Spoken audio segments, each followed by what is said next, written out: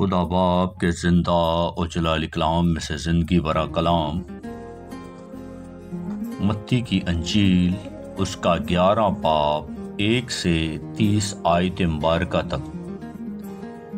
جب یسوع اپنے 12 شاگردوں کو حکم دے چکا تو ایسا ہوا کہ وہاں سے چلا گیا تاکہ ان کے شہروں میں تعلیم دے اور منادی کرے۔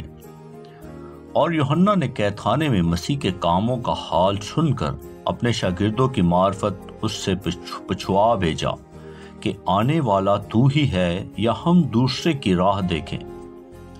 یسوع نے جواب میں ان سے کہا کہ جو کچھ تم سنتے اور دیکھتے ہو جا کر یوحنا سے بیان کر دو کہ اندھے دیکھتے اور لنگڑے چلتے پھرتے ہیں، کوڑی پاک صاف کیے جاتے اور بہرے سنتے ہیں، اور مردے زندہ کیے جاتے ہیں، اور غریبوں کو خوشخبری سنائی جاتی ہے۔ اور مبارک وہ ہے جو میرے سبب سے ٹھوکر نہ کھائے۔ جب وہ روانہ ہو لیے تو یسوع نے یوحنا کی بابت لوگوں سے کہنا شروع کیا کہ تم بیابان میں کیا دیکھنے گئے تھے؟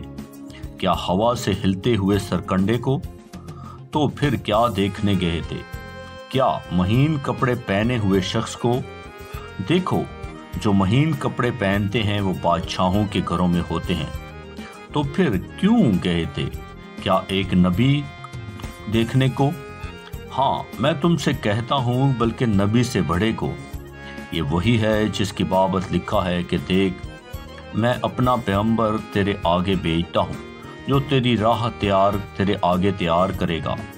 میں تم سے سچ کہتا ہوں کہ جو عورتوں سے پیدا ہوئے ہیں ان میں سے یوحنا بپتسمہ دینے والے سے بڑا کوئی نہیں ہوا، لیکن جو آسمان کی بادشاہی میں چھوٹا ہے وہ اس سے بڑا ہے۔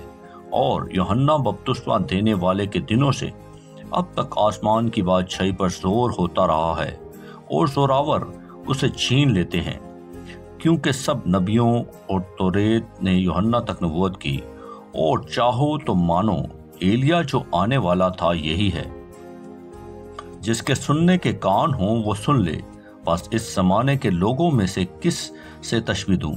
وہ ان لڑکوں کی مانند ہیں جو بازاروں میں بیٹھے ہوئے اپنے ساتھیوں کو پکار کر کہتے ہیں، ہم نے تمہارے لیے بنسی بجائی اور تم نہ ناچے، ہم نے ماتم کیا اور تم نے چھاتی نہ پیٹی، کیونکہ یوحنا نہ کھاتا آیا نہ پیتا، اور وہ کہتے ہیں کہ اس میں بدروح ہے۔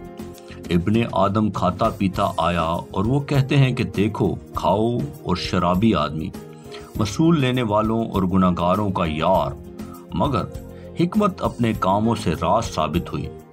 وہ اس وقت ان شہروں کو ملامت کرنے لگا جن میں اس کے اکثر معجزے ظاہر ہوئے تھے، کیونکہ انہوں نے توبہ نہ کی تھی کہ اے خرزین تجھ پر افسوس، اے بیت صدا تجھ پر افسوس، کیونکہ جو معجزے تم میں ظاہر ہوئے اگر سور اور صدا میں ہوتے تو وہ ٹاٹ اوڑھ کر اور خاک میں بیٹھ کر کب کے توبہ کر لیتے۔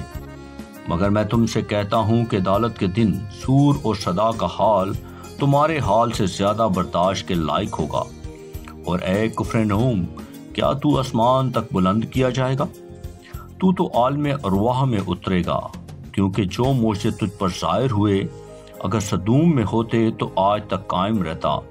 مگر میں تم سے کہتا ہوں کہ عدالت کے دن سدوم کے علاقے کا حال تیرے حال سے زیادہ برداشت کے لائق ہوگا۔ اس وقت یسوع نے کہا، اے باپ، آسمان اور زمین کے خداوند، میں تیری حمد کرتا ہوں کہ تو نے یہ باتیں داناؤں اور عقل مندوں سے چھپائیں اور بچوں پر ظاہر کی۔ ہاں اے باپ، کیونکہ ایسا ہی تجھے پسند آیا۔